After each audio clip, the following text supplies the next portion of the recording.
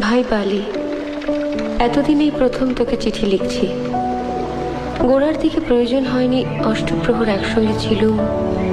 যখন আলাদা হলো তখন প্রয়োজন হয়তো ছিল, কিন্তু লেখার কিছু ছিল না।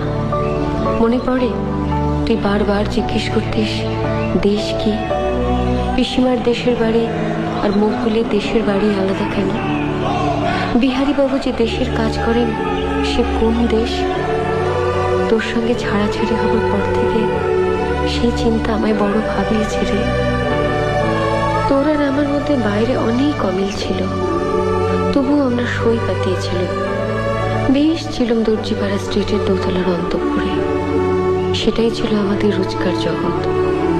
যদি দেশ বলতে চাস তাও বলতে পারিস। অমন বাইরের অমিল নিয়ে মিলেমিশে থাকা এই দেশের ইতিহাসে নতুন নয়, তাই আমরাও নতুন কিছু করিনি বালি।